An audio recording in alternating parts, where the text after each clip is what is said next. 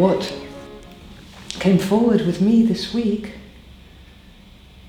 normally when we do the peace meditation, there's a movement in me which at some stage this big kind of curtain or comes down of a very kind of almost male. If I'd give it a gender, it would be male, but a very, very strong, unconditional sense of peace. Like the peace of the synagogues or the mosques or the churches, this kind of strong sense of godly peace.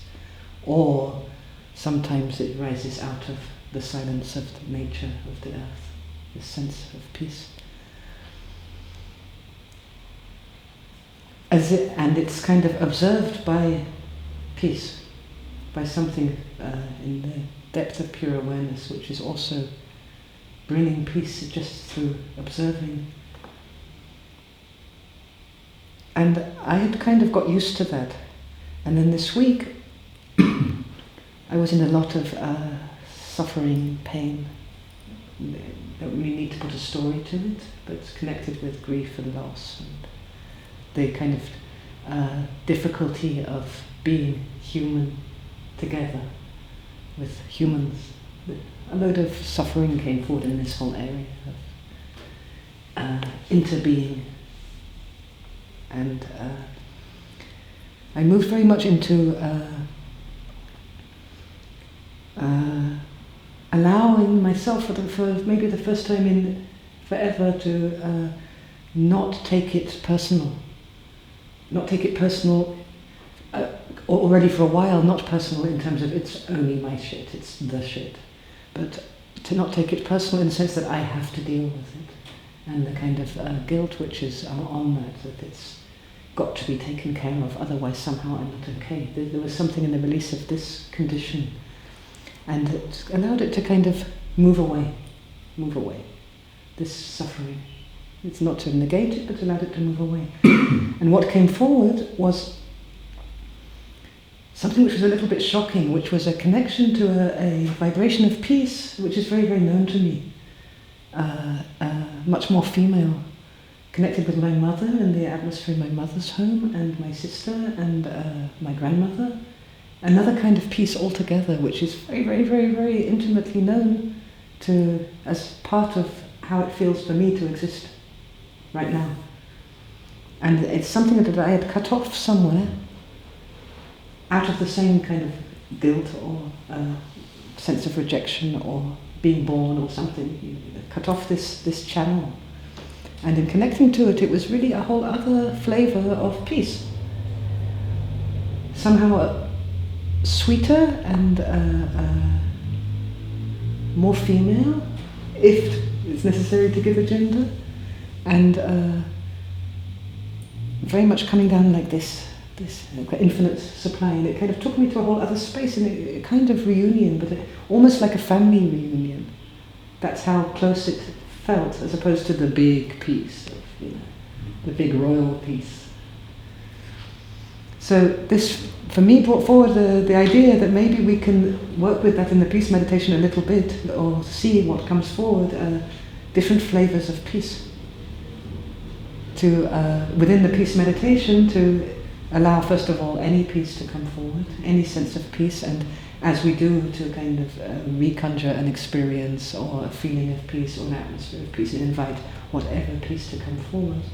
But then maybe this time to add to it an invitation to another channel of peace, and to see how they merge together or not, or to move between them, or to explore that. It's like peace doesn't have one flavor.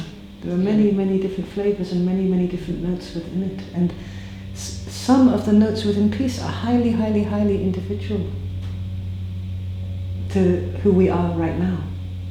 And that includes the physical, the DNA, the generational, the psychological background, the form, all the layers of form. Perhaps it includes other lives as well, I don't know. But all the layers of form of who we are now. Quite uniquely individual as well. So there's something to look for there.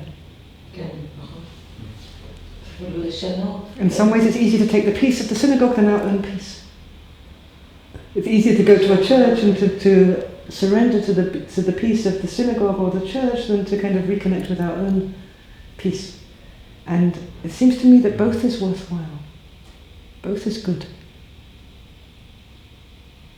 We need more words. So what we do with the peace meditation is a structure, and it's just a structure to help. It doesn't have to be, we don't have to meditate like that. We can do really what we want.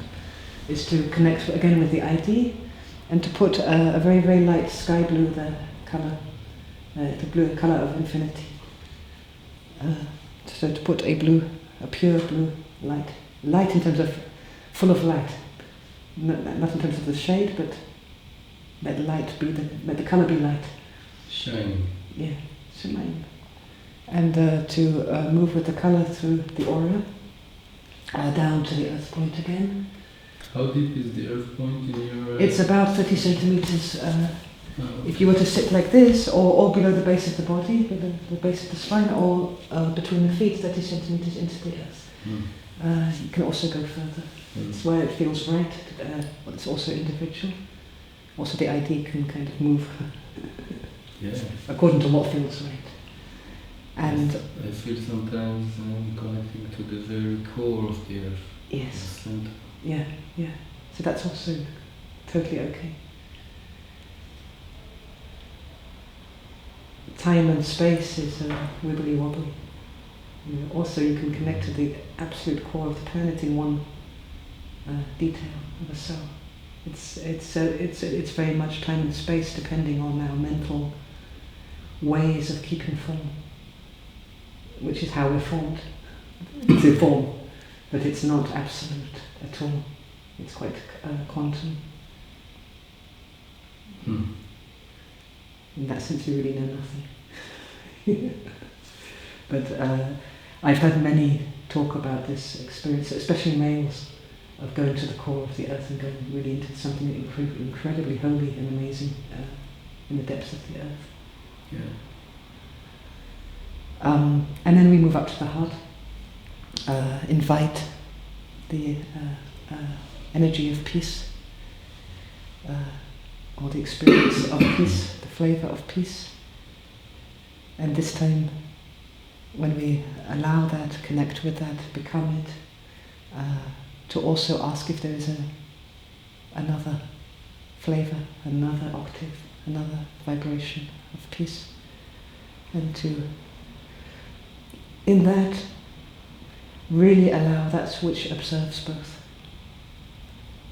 This is quite an expansion, that which is able to experience both, that which is behind, also seeing the experience of peace, or this one, or this one, or this shared area of awareness and observation. And then, of course, anything that comes forward, or anybody, or any situation, or any memory where peace is lacking, it's coming forward because of that, to allow it to exist totally also within the peace. Anybody, any moment, any memory. And then there'll be some music.